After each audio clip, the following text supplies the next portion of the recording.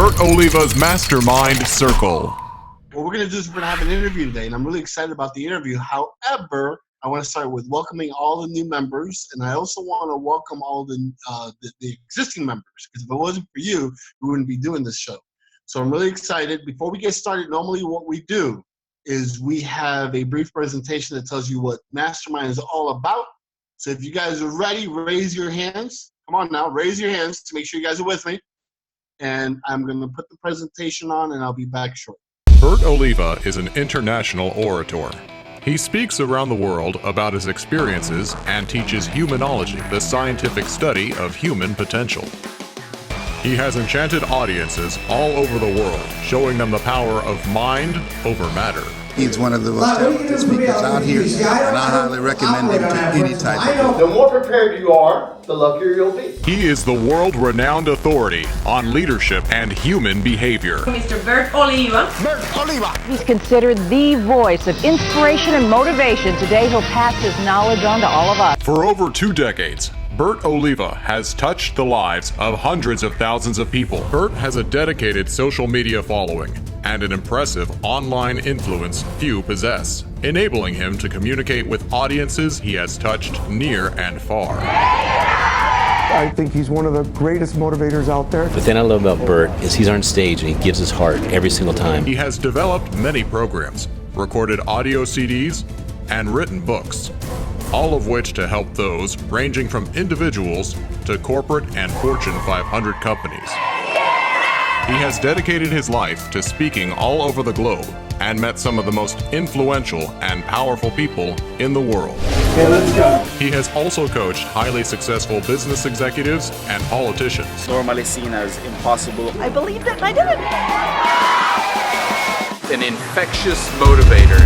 So get ready to learn tools that will help you tap into your potential. Pay attention, this is real stuff. Get ready to have an experience you won't soon forget.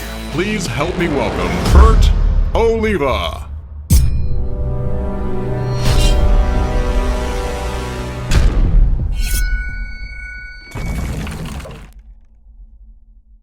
Today's interview is an interview of a good friend of mine and someone that I'm really proud of all the things he's accomplished in the time span that he's been here. And what I'm going to do is I'm going to introduce him to you after I put this brief information about Serg Mesa. So here we go. Serg Mesa, founder of Lifeline Consulting, has been in the financial services industry since the early 90s and has numerous certifications. He assists startup and seasoned entrepreneurs alike in avoiding common financial pitfalls and also helps people navigate the myriad of coverages in health, life, commercial, and personal lines of insurance. And tonight, he's here to share his knowledge with us. So let's welcome Serg Mesa. I'm really excited about this interview because I've seen the process. I know Serg for like about, I think, over 10 years now, or close to 10 years. And I've seen the growth that he's done. However, I truly believe that everyone has a message or a story. And if there's something that we can learn from everyone that we come in contact with, this is why I have these interviews. So Serg, welcome. Hey, Bert, how you doing? Tell me, how have you been? Are you doing good? I've been unbelievable. As a matter of fact, such a beautiful introduction you said about me. I wanted to work for myself. Well, I didn't really say it. I had Valerie say it for you. It sounded better. But what was going to tell you? Well, I want to talk about, I do want to get into the nitty gritty of what it is you do and how you help people, but I want to start from the beginning. And the first thing, I have a picture here of your parents. And I want you to tell me, I want to know what they did in order to come from Cuba and the whole process before you were even born, before your brother and your sister were born. Tell me a little bit about your parents. Well, the handsome gentleman sitting there, toasting that lady there, that's my father, Osvaldo Mesa, and my mother, Regina Mesa. My mother was born in Pinar del Rio, Cuba. My father was born in Havana, Cuba. And their story is like the story of many immigrants, that they happened to be living in a country that was a beautiful paradise. And unfortunately, like my dad tells me the story, his brother happened to be an architect over there. And he said, listen, my brother, I'm leaving. I'm not with this program. And he left his mother, he left his brothers, everybody there, because he just wasn't with the whole entire mentality there. My mom at the time, who was studying to be a nurse in El Verao, And she also saw and unfortunately their family, I don't know if you know the history, you know the history, Batista was the previous prime minister, and their family was very much for him. It's like the kind of stuff we're going through right now with our elections. However, over there, if you happen to be for the previous guy, it wasn't a good thing, and their family was very, very much supporting the previous guy. So, at what age did your dad make this decision? Because see, one of the difficult things, and my mom was an immigrant. I mean, I'm an immigrant, and my mom was also fleeing the Cuban regime.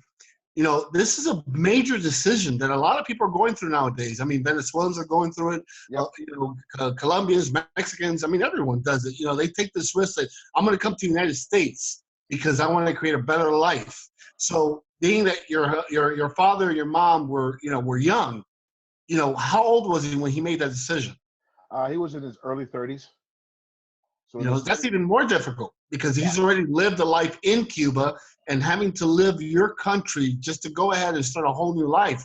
I mean, that's pretty rough. And that says a lot about a person, how much they really want something different. And then obviously he wanted to, you know, create a family. He knew that this was going to be a better place for him.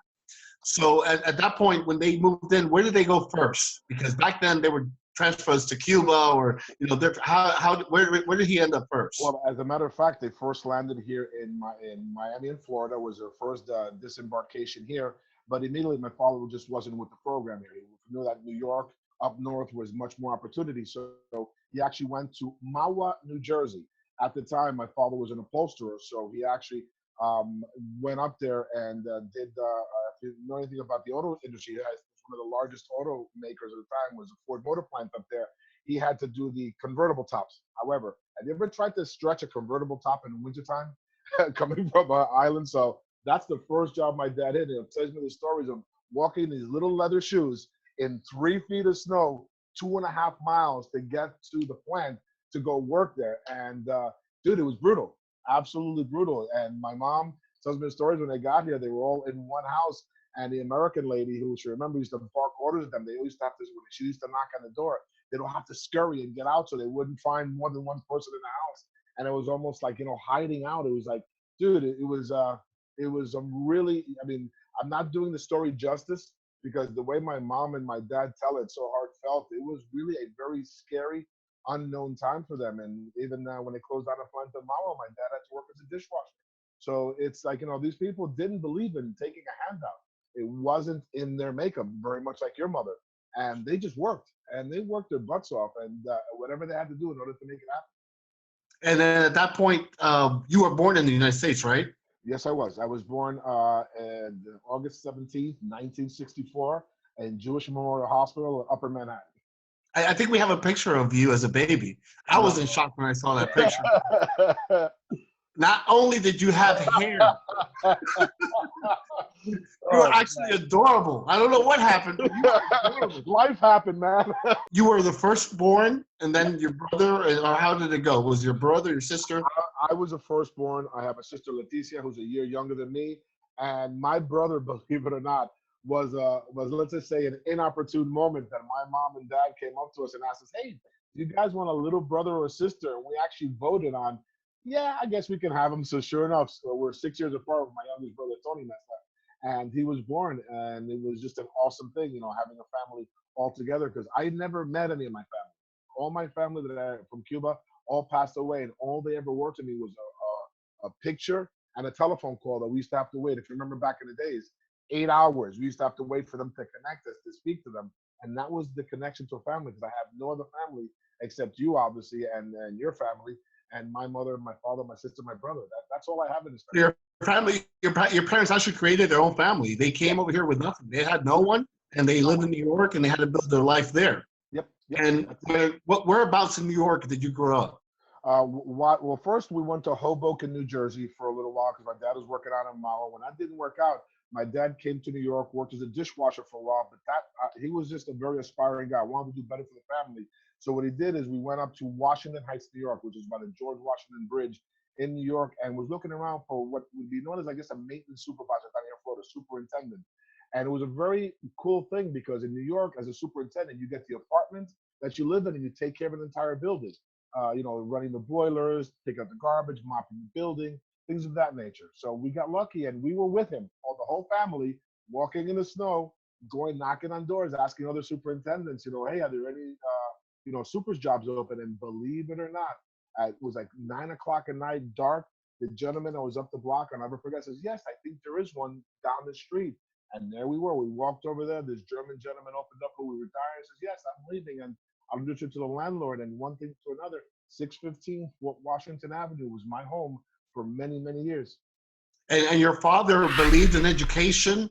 I mean, what was the process? He wanted to make sure that, were you part of working with him as he was doing the super work? No. Let me tell you something. That was a real problem with my dad. At the time, he was in charge of multiple buildings, and I told him I was gonna, leave school and go help him out. Back in the days, corporal punishment was kind of one of those acceptable things. I literally almost got smacked for even having that in his. No. I didn't come to this country for you to live my life. I came to this country for you to better yourself. As a matter of fact, I only once time told him I was Cuban. I created a huge argument because, no, son, you're American. In this country, you can be president of the United States. I can. That's why we came here. And I thought at the time I didn't understand it. As I've gotten older and I've had children, I understand the sacrifices and what he meant by that. And I thank him because they made a lot of sacrifice for me, my brother, and my sister. So you how were you in school? Were you a good student or? Well, there's the old man. They're always a slickster, as you can tell in the middle, always well dressed, follically challenged like I am. My mom, they're very proud. High school, that's actually grammar school, 8th grade. Dude, I was really always very smart. However, I was always in trouble. Always in trouble. If you didn't challenge me, I was a class clown. I was cutting up. I always said, but it got to be a point the principal just gave up. Said, listen, just sit in the back room, give me an A at the end of the year, and we'll just graduate. Yeah, and I graduated in great grades. Studies were not my problem because I had a Cuban father at home with a very thin, long belt. And if I didn't do well, I would get the belt. So, it was. So you graduated great, and then once you graduated, like, what was your aspiration in life? Like, what was it that you wanted to do when you grew up? For the most part, because I'm sure, I want to know when you got out of school, what was your first job? What was it that you went after? Do you know, that's an interesting question. I really didn't know when I got out of school what I wanted to do. I digress. At the time, I wanted so badly to go to aviation high school, which was in Queens, which was working with my hands, working on planes and stuff. However, my conduct, let's just say my grades got me in there, but when they saw my D conduct, they didn't think that I fit the mold. However, I was always a good talker, and I was always a business guy. So, I was the only kid at 9 years old that had $100 in his pocket from just working and doing odd things. So I always had a penchant for business. I knew that I wanted to do things for myself. Throughout my entire life, I was a delivery boy at the fish market. I scraped the blocks at a butcher store. They used to have the old butcher block. You have to scrape them down after cutting meat. I was be the kid standing in front of the supermarket. Hey, lady, you need some help with your bags? And I'd carry the bags to the house, and they'd give me tips and stuff like that. And I always had money to fix bicycles. I even DJed for a while. So you name it, man. I was always doing something to keep myself busy, and because I love records, I love music. So I couldn't ask my parents for it, so I had to figure out a way to make the money, and that's how I did it. I did every odd job, construction things for people. I was always very handy, always. So what was the first real job that you had? First real job. Wow, you're really putting me in a spot here. It was that long ago, huh? Yeah, it was. Talking about 30-something years ago, first real job. You know what? I would say the fish market slash grocery market was the first real job that I really had, that I started off as scraping the tops of the butcher blocks, that I was so responsible, came in every day, was there on Saturdays, I graduated from doing that to actually being the delivery guy, driving their van to go do the deliveries because the old ladies loved me. And I was responsible. And the reason I said it's a real job, because I actually got a paycheck. I actually on a weekly basis knew that I was going to get paid. So I would say that would be my first real job, would be that one. And then after that, what happened? You wanted to get more money, so you needed to get a better job. So how did you evolve into what you're doing? So then I went up the block with a Chinese food restaurant, and they needed a guy that spoke Spanish and English to take the deliveries, take the orders, pack the stuff. And back then, you used to walk everywhere. So I knew if I stayed inside, I wouldn't make much money. And $60 a night back in the days was a lot of cash. So I could make $30 to $60 a night just walking deliveries as far as I could. So that was the second job, kind of a Chinese food order taker slash like Chinese food store, restaurant guy, and then I got my buddies involved because I was always looking out for everybody, very much like you are. Always make sure that people are taken care of. So my buddy didn't have a job or I couldn't do something, I'd put him on there. So that was my second official job that I kept for at least a year or a year and a half until I passed it on to a buddy of mine that wound up taking over the position. And so when did you start your corporate career? Great question. At around that same time, I answered an ad in the newspaper. I was always fascinated by numbers. I always used to go into the paper and look at the funny little numbers in the back of the financial section, how they changed. And I started reading about it, and I always remember that I'd start following them, and whatever I did, it went up. And I said, what is this all about? And I found out about the stock market, the financial services world. So I answered an ad for a brokerage firm. And I went downtown, and I'll never forget the first time I went there. Now, mind you, I have never been in corporate America. I'm wearing the suit that I used to go to the disco with my friends, no tie, kind of, hey, I'm a cool guy. I'm going to walk in there. And they said, Serg, we love your attitude. Great guy. Now, 86 the jacket, go home, get a tie and a suit. I said, are you kidding? Dude, total New York. What are you freaking kidding me? I got to have a tie? Dude, I'm here to sell. I'll make you money. Great. We love your energy. Now get out of here and go get a tie. So let's just say that first ingress into corporate America. Yeah, because back then you had this like Goodfellow type of look and feel to you. In fact, there's a picture that I fell in love with when I saw it. I mean, you look like the Goodfellows. I mean, tell us about this picture. Oh, geez. I don't know why you would like that picture, but yes. All the way on the left-hand side is my younger brother, Tony Mesa. The other gentleman was the brother of the guy in the middle, Daryl, childhood friend we grew up with. And then that's me on the right-hand side, because at the time I thought I was really cool. Mind you, I've never needed glasses. I need them now and I don't wear them. But back in the days, I thought I was cool, so I would wear them at all times.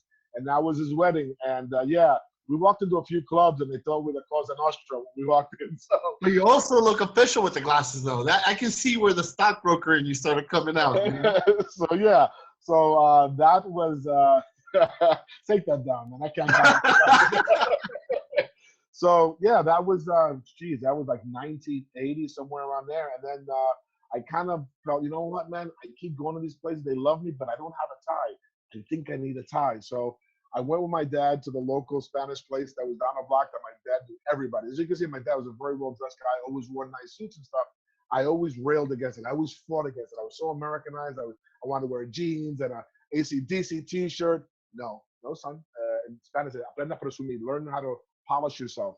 And so we went down to the block, and I remember my first suit, I think it was like $35 or something it cost. A brown suit, double-breasted, white shirt, and it came with a tie. So there I am, go down, and went for my first interview, and I knocked it out of the ballpark. I remember going to the brokerage firm, and I'm up against these two other guys, and the president of the company pulls me in, and he goes, hey, you three guys are the guys that made it here, and tell me why we should keep you here. Now, mind you, these two kids are PhD, MBAs, really super smart, but a little arrogant, and they go in and tell their story, and then they turn to me. They go, hey, Serg, what would you do to get a job here? I said, with all due respect, the first thing that I would do is throw these two jerk-offs out the window.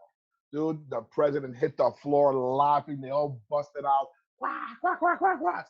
I'm about ready to walk out with the guys, and they go, hey, where are you going? Sit down. And they said, we've never had an interviewee said something like that before. And lo and behold, that was my first job in a brokerage firm in New York City. Yeah, that's one of the things I like about you. You've never really, which is kind of, sometimes you walk on the edge, but you don't have a buffer. Works for you, anyone that knows you, we may not agree with what you say, but you say what you feel, which is really important, because that's what a lot of people always try to be politically correct. Oh, no. Across the board. And at the end of the day, they're not living their life. They're not really being who they are. I mean, sometimes I have to tell you, Serg, calm down a little bit, because I know what you're meaning, but that's just, a lot of it has to be the way also you've grown up. Dad is also the same way. He'll tell you how it is. I met your dad, twice or three times, and every time he's been the same way. If he doesn't like you, he'll tell you.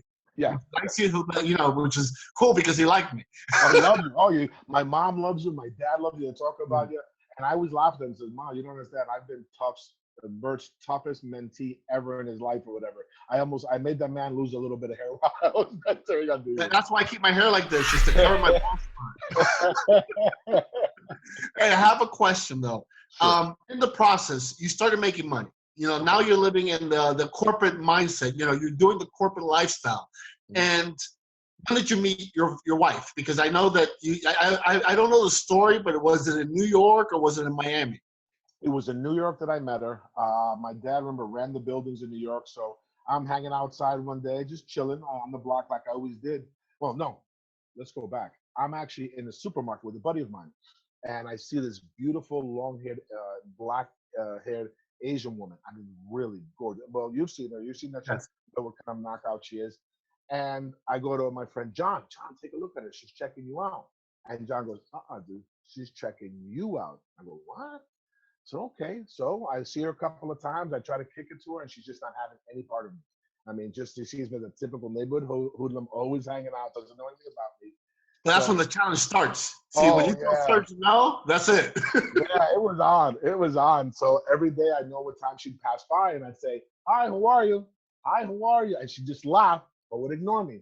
So I remember one time she passed by, I said, okay, this is the last time I'm going to ask you out. This is the last time I'm going to talk to you. Because every time I try to, and I said it nicely, this is the last time I'm ever going to say anything. From now on, I'm going to ignore you. Sure enough, she'd ignored me. I didn't say anything to her. And a couple of months later, I'm hanging out in front of my house. And this little woman walks on by and goes, hi, how are you? I'm going, who are you? And to myself. I go, yeah, hi, how are you? Trying to play it off. And we start walking up the block. He says, do you remember me? Oh yeah. Typical New York thing, just trying to play it off. He says, you don't remember me because I cut my hair, but you always told me that you weren't going to talk to me if I didn't talk to you. That's me. He says, oh my God. So long story short, we hung out. First time I took her out to the village. We had some sort of Asian food down there and stuff like that. Gave her my first kiss down in St. Mark's Place, down by the basketball courts there of 7th Avenue. And after that, it was 19 years spending with her and 3 daughters. So it was pretty awesome, man. Pretty awesome. So then you were doing good in business. You finally got married, right? You got married in New York or in Miami? As a matter of fact, I left the brokerage firm in New York, came down to Florida, and that's where I really blew up, is down here in Florida, because they'd never seen anything like it before I got here. And started working for the insurance companies, the big boys. I don't want to mention any names. Oh, so you went from selling stocks, correct, to insurance. Why the transition? As in our business, financial services is so diverse, has so many things to it that nobody really teaches you anything. It's like they throw you out there and you either sink or swim. And guess what? I was swimming pretty good. I was always at the top of my game because that's what I was used to doing. In one way or another, I've always been selling myself or selling a service, which was myself at one time. So, and the thing is, I was a quick study. I always read a lot of stuff. If it interests me, I will take that book and dissect it down to its minutia, to its smallest part. And people are always amazed by that. And so I started in a huge company, did pretty well, but you know what? I felt restricted there. And that's when a position came up in one of the major banking firms. And I put my name out there, and sure enough, between one thing and another, one guy didn't want to take me. Said, no, I don't want to take you at all. However, his boss interviewed me and says, I want you. I'm going to put you in my worst branch that's never produced anything. Nobody's ever stayed there more than 3 months. I was there 2.5 years as their #1 producer. And then in that process was when you started building your life. I remember that, things went really well for you and you started having children. So tell me the process of that. Well, if to talk about the birds and the bees, we got to sit down.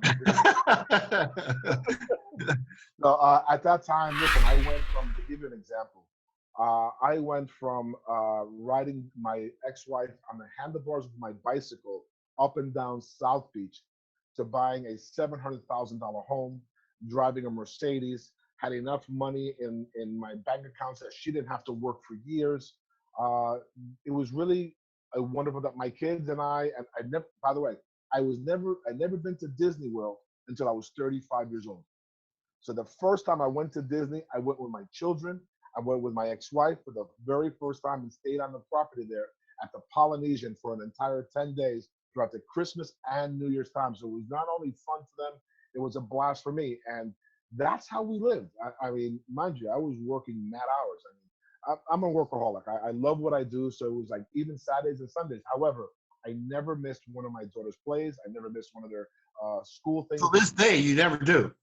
To this day, you'll miss a workout. You'll miss even a business meeting, which is, is crazy at times. Because a lot of business people always talk about, business is first, and it is important. And there's certain meetings that you shouldn't miss. However, I truly believe, I'm like you, family comes first.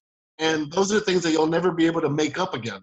A meeting you can always push forward or push back or whatever the case is. And if it's really that important, then maybe you'll miss one or two occasions for the children. But for the most part, you need to be there.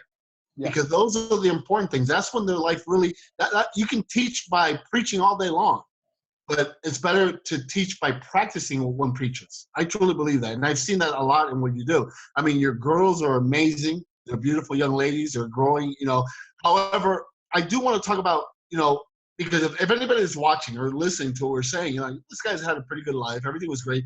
But I was also, I met you when you weren't on top of your game. When things started falling apart, when things started, the divorce came. Tell me a little bit more. I mean, I don't want to get into details, but, you had a divorce. You started losing the $700,000 house. You started feeling bad about yourself. You're not working out. I mean, what happened? Well, I'll put it this way. Be careful what you ask for because you get. I always had asked for a particular type of woman in my life. And I thought at that time, and still do. She's a great woman. My ex-wife was really my end-all and be-all. I adored that woman beyond belief. Whether it was warranted or not, didn't matter. To me, I put her on a pedestal so high, even though my dad gave me advice, I didn't want to hear it. So when the divorce came, it crushed me so bad that I still remember the day that when she walked out the door with my children after moving all their stuff, that I sat paralyzed in the chair for almost 2 days without moving. And basically after that, it was nothing mattered. Dude, I used to make, globs and globs of money, and I would have traded that all in to somehow do a do-over. But when things are over, man, it's just things are over. So at that time, I meandered around and, business was okay. I remember delving myself into business. That's how I met Susie, my current business partner. And I went from being a zero to a hero at that company because I didn't sleep at night. I didn't eat. All I did was work because I wanted to replace that pain. So that's at the time that Susie was involved with you and brought me to a meeting at your home. And I didn't do it. I put it off so many times. I'm not going to meet that guy. He's an FOS. He doesn't always talk about. He's another one of those guru guys that knows everything. And all I tell you is that the best day that I can remember in a long time was sitting in the front seat of your house when you were doing one of your. We're doing this. We're doing Mastermind, but they were live. Exactly, but live. And I just knew you were looking at me. I was looking at you. You were looking at me. I was looking at you. And then before the meeting ended, they said, "Was anybody got to say?" I do. Dude, I got a man crush on you. And I knew right there I was in trouble. And you lost it. And I meant that honestly from the bottom of my heart. I never met somebody so dynamic, so just everything. And till this day, man, like I said, I don't have friends. I don't have friends, but I consider you my family, man. You're my brother that we can talk over so much. And it was just it's still growing and it's still developing and it's still amazing. That's why But I also want to bring in, I mean, even though you bounced back up from divorce and everything, you weren't at 100%. You were peaking at like 75%. And then another hit came, which was the economy and everything. And that's when you got that letter, which you shared with us in another previous interview, where man, tell me about that. How that just, I think that was the biggest downfall you had, but then it was also a wake-up call for you. I couldn't have put it better. I don't like to toot my own horn, but let's just say when it comes to laws and financial services, like they say, give a Cuban a book, he thinks he's a lawyer. Well, I'm one of those guys. He thinks he's a lawyer. And I was able to finagle so much, so long. I guess I was trying to hold on to a piece of my previous life, and that house meant that to me. Even though it was falling apart around me, and I wasn't happy ever, and I kept going through these ups and down roller coasters. Dude, when they posted that sticker on the door, you're being evicted in 3 days. Sure enough, in 3 days, my butt was evicted. And I was left out on the street with nowhere to go. That moment there was the moment that I was dreading. I had made all these terrible, terrible ideas about what it would be like. It was the most horrible thing that could have happened. Think about it this way. I'm in my house that morning. I get a knock at the door. I'm in there in my PJs, and I open up, and there's 2 cops waiting for me. I go, oh, crap. And all the guys behind them say, sir, you're being evicted. What? What do you mean I'm being evicted? Yeah, man, you've got to go. What do you mean you got to go? Yes, sir, I'm sorry, but, and at that moment, I said to myself, one of 2 things can happen. Either I can lose my mind and start being very violent, or just, okay, accept the situation. So they walk in. Mind you, I have quite a few guns. I love to shoot and stuff like that. And the guys freaked out who were taking over the house, because when the police walk out, they got one rifle in one hand, a rifle in another, a gun in another. And I walk out and stuff like that. And I'm knowing that I'm outside this house and I can't go back in anymore. I was like, crap. But you know what's interesting? It wasn't as bad as I made it up in my head, because the minute I stepped outside and I had a moment to reflect, and even going further, I mean, mind you, I bounced in this emotional state for a little while. I really felt like a huge ass weight was lifted off of me. I didn't have to try to save it. There was nothing to save. What was I saving? All I was doing was holding myself back from moving forward. So you were right when you said it was the most toughest, but it was also one of the best things that happened. That was a big turning point. I got to experience it watching you and the transition. I mean, it took you a little bit to get back on, but now you're back at 100+%. Because I've seen what you've done. I've seen, your business growing, flourishing. I see you all over the place traveling again. I mean, you're alive again.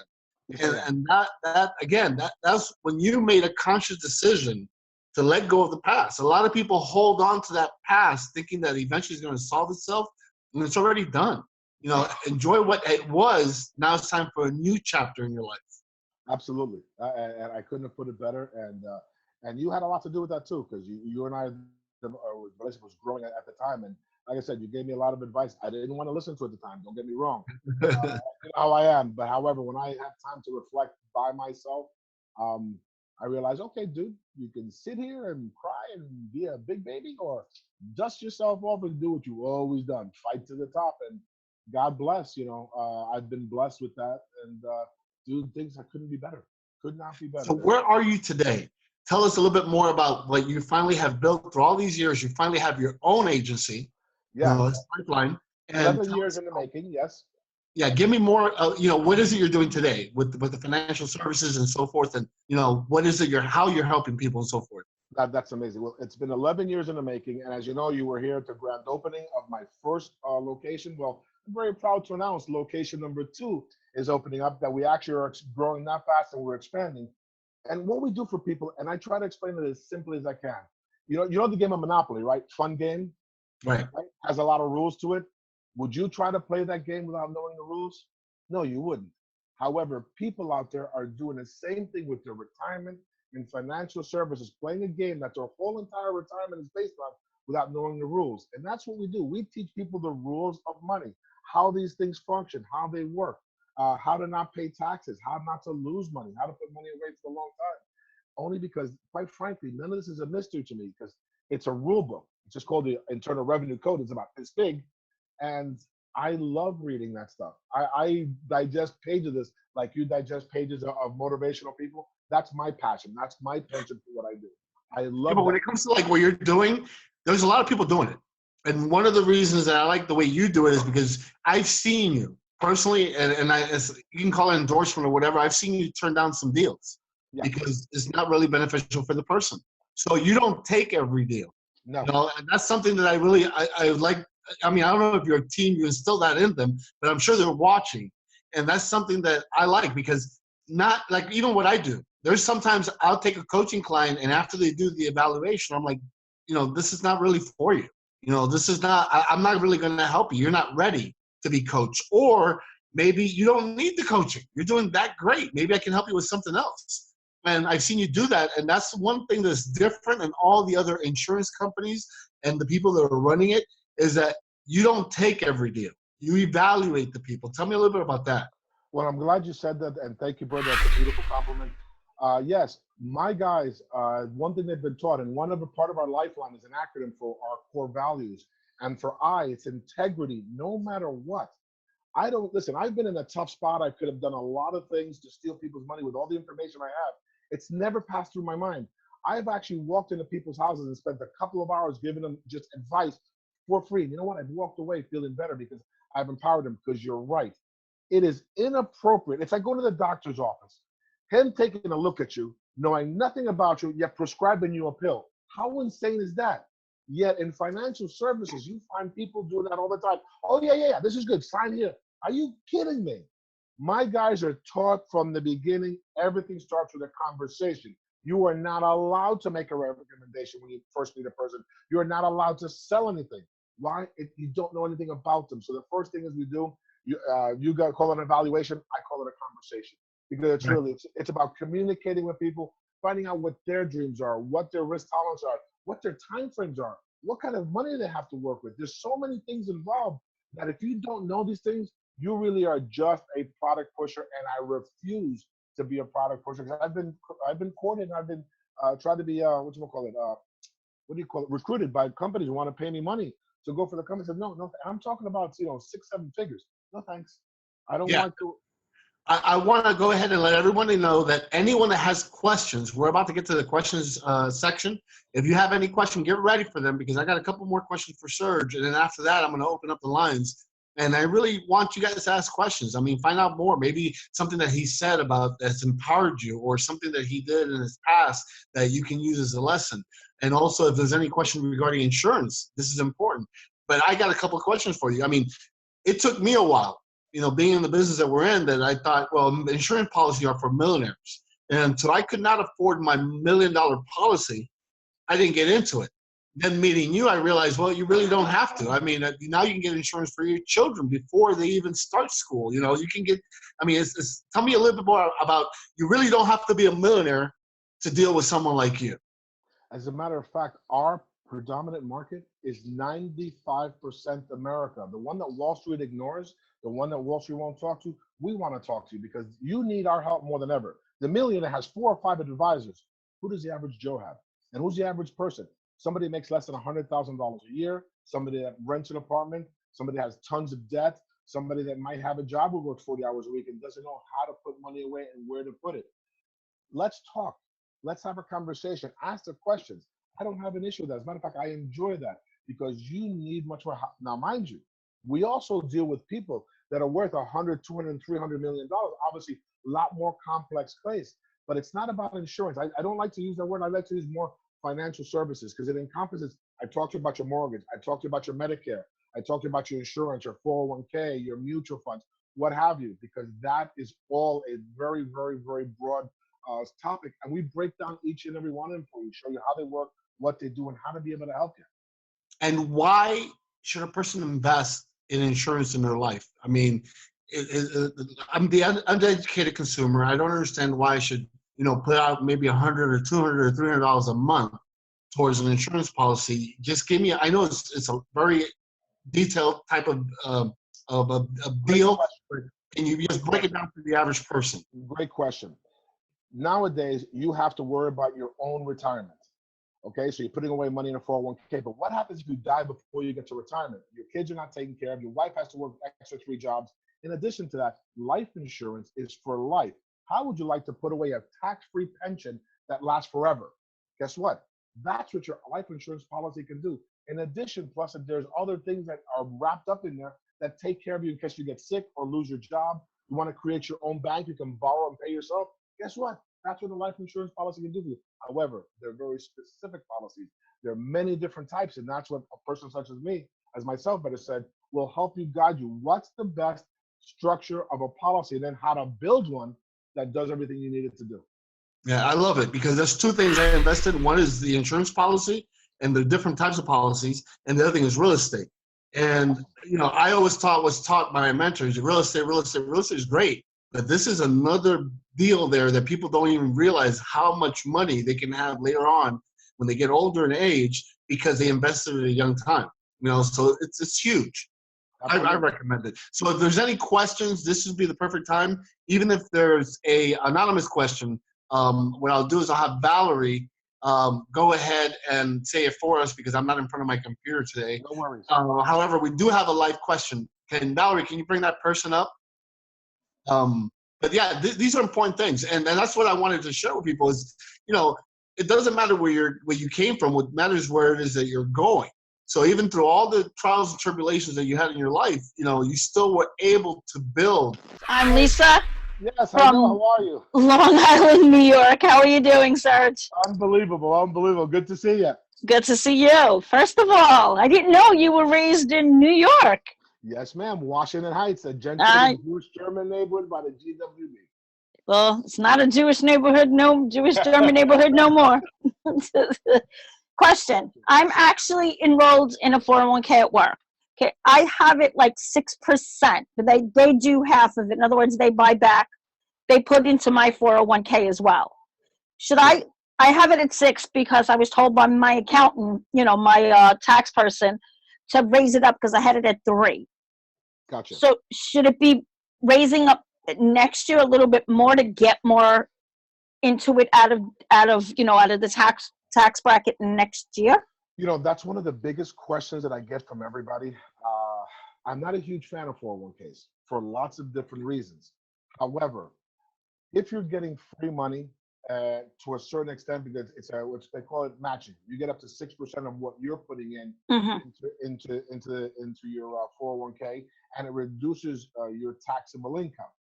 However, there are other things that maybe you should be overlooking, which will give you the same effect, however, give you a tax-free return with no risk. And because what people don't understand is making a deal with a 401k is almost like making a deal with the devil. Because yes, you're going to get no tax on it now. You're deferring that tax to a future date. However, can you tell me what the tax rate is going to be in the next 10 or 15 years? No. Exactly. So this is one of the conversations that I try to have with people to say, let's look beyond just what we have right now, and let's look towards the future. Because your vacation, your Saturday is going to come every day in the future time, and we got to prepare for that. And that's why the 401k has other issues that, I'm sorry, there's so many of them, I just don't, we don't have time to get on, but please send me an email or something. I'll be more than happy to direct you a few links. I don't want it to be from me. I want it to be from other people that have seen it. It's just that maximizing it, not a bad idea overall. However, I think that you can do other things in addition to that is, and I always ask this question, would you rather pay tax on the seed or pay tax on a harvest? Okay. I'm not sure. I have to look into all of that. I mean, I do like we said with the life insurance, I already have a life insurance policy with the company as well. So I have both. Now, is that a term policy or a whole life policy? A whole life policy. Okay. There's actually even several different types of whole life policies. That's another thing. It's just there's so much out there, Lisa. I'd rather give you a full explanation. Adding to it, if you're gonna get something that's gonna match up to a certain level, not bad. It's also you gotta have to worry about risk. Risk is a big thing. As we mature, taking some risk off the table is not a bad thing. It's like if you want to gamble, go to Vegas, get a show, get a steak, get a cocktail, yourself that way. Protect the assets that you've grown over a big amount of time, because unfortunately the 401k, you started with 50 or 100 bucks each month. Now that's grown into a whole larger amount. So I always ask the question, are you comfortable taking that big, huge amount and placing it on black or red? If you're not, then you have to have a conversation on how do you continue with the 401k yet protect the asset that's already grown there for future use. Okay, thank you. You're very welcome. Good to see you. You can always contact him and guys have a one-on-one, so it's not live. But, yeah, that would be a recommendation. Great question. And I want to be responsible for it and not give him misinformation. Thank you. Question. Yeah, thank you. You're very welcome. See you later, guys. Thank you, Lisa. That's awesome. That was a great question. We have one more person that wants to go live. But yeah, I mean, that's important. Look, I had no idea that Lisa was going to ask that question. I think that was great. But you see how complicated all this stuff is. It's just not as simple as, should I put in more? Hey, Snail. How you doing? Hey, man, where are you calling from? I'm Andrew Olchen, and I'm calling from Toronto, Canada. Hey, Hoser. Nice, How you doing, my friend? Good to see you. How's it going? You know, I enjoyed the webinar. It was really great. You know, I think you like the way you articulated every moment in your life was really like touching. And I just have a question. You know, you seem to have found the transition really easily with all that you went through. Like, what were you feeling like at that moment? You know, I know you said you explained it, but like, what do you look back and say that maybe it was something that you took from your family, from your friend? You know, what was that drive in you that made you like find the transition really easy? Great question. I give credit to Bert for a lot of things because he's been my mentor and friend. He's helped me through it. But the person I really have to take my hat off to is my father. He's a man who came to a completely different country without knowing the lingo, and he's never let me get down on myself. I mean, I guess I get a lot of my tough side from him because he would say, "Hey, listen, punk, how dare you get down on yourself? You're smart, you're American, you got everything going for you. How dare you?" And at the time, dude, it was rough, you know, to hear that kind of stuff. But in retrospect, it's maybe what I needed because my mom is really soft. My mom is, and Bert knows, she's a peach.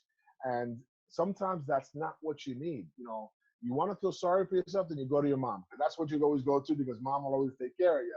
But dads are tough, and they have to be because they prepare you for those moments. And let me tell you something. I told my dad, I don't have to worry about my brothers and sisters because we're prepared for a nuclear holocaust. Anything happens, he's taught us well enough that we can fend anything off. And I appreciate that. And I was just at the house the other day talking to him and stuff like that. So it's awesome to have a wonderful relationship because, man, the guy's had 4 heart attacks and 2 strokes. And I tell him, you're just such a tough old dude. God doesn't want you.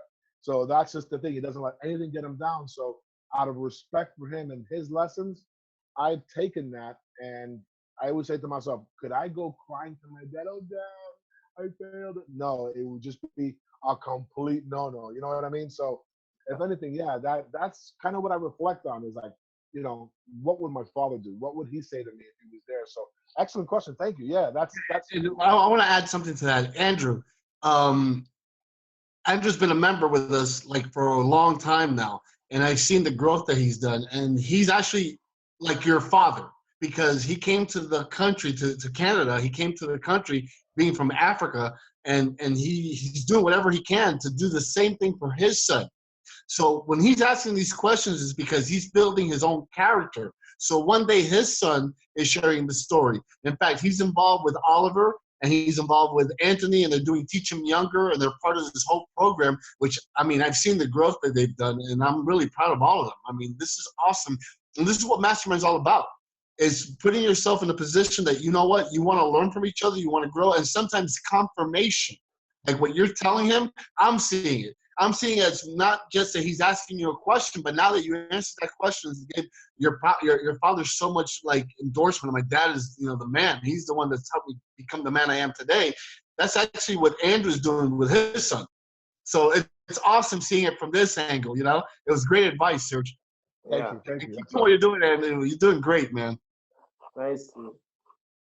So we're coming to an end, and before we go, I just want you to leave us with at least 2 messages, 2 tools that if there was anything or advice that you would be giving anyone that's paying attention or you know, I'm sorry, anything that you want to say, this would be the time. Let us know. Thank you, Andrew. Welcome. I mean, what advice I would give anybody? Yeah. Dude, never give up. That's part of our lifeline mantra. Never give up.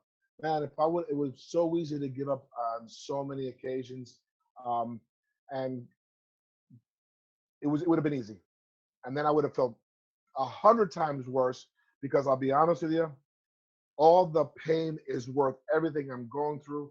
Our next office we're opening up on November 9th has been nothing but a lot easier because it gets much easier. Now, I don't know if you guys know, but I also mentor individuals to run their own agency.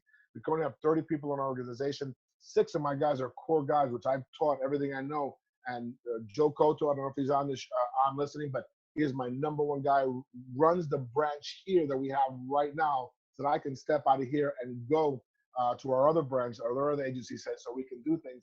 And I'm making partnerships, and people are offering me things that I never thought they'd offer me in their life, just because I prepared myself. You never gave up. It's the core message. Never giving up. Never. Never. And I always tell people, you can always give in, you can always give out, but don't ever give up. I love that, man. I love that. Just don't give up. I mean, there's times days that are not going to go as planned. You know, it happens all the time. Look at us. You know, we've people use an excuse. I mean, it's easier right now. I'm doing the transfer for my son. He's moving to a different state, 2,000 plus miles away from us. And we're setting him up. And I could have used that as an excuse of, I can't do the session today. So what did I do? I said, Serg, I need to do an interview. Can you do one? And you're like, I'll schedule the time. And that's what's important, is being transparent, being honest, being real. If you say you're going to do something, come through. If you commit to certain things and you make sure you come through the whole time. It's not always going to be perfect, but you know what? What may not be perfect to you is perfect for someone else. So not giving up is a great message, Serg. And I want to thank you, man. I want to thank you for being a good friend of mine. I want to thank you I'm proud of everything you've done. I told you this before the session.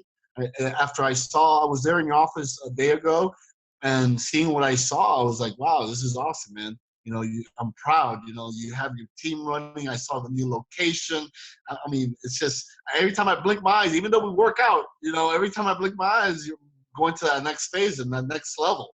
And that's what it's all about. That's why you surround yourself with like-minded individuals. Even though you have different goals and different ideas, and at the end of the day, you're going in the same direction. Absolutely. And that's one of the reasons that, I'm happy for you and Susie.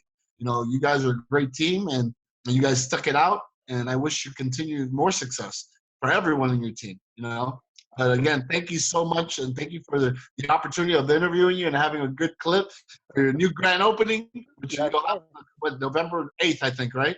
No, it's November 9th, which is a Wednesday. Details to be announced, but we're super excited. And Bert, but it will be November 8th. Maybe they'll change the date, but it will be in Doral, Florida. Yes, so anyone that's in the Doral or South Florida area, make sure you contact us or Serg and show up. It's going to be a great networker. It's going to be a great opportunity. There's going to be a lot of people there, man. It's a big thing. And Bert, I always want to thank you for everything you do, man. Honestly, you're a hell of an inspiration to me. Thank you, brother. Thank you so much. Well, guys, it's come to the end. I just want to thank you for just being here and being a part of this mastermind session.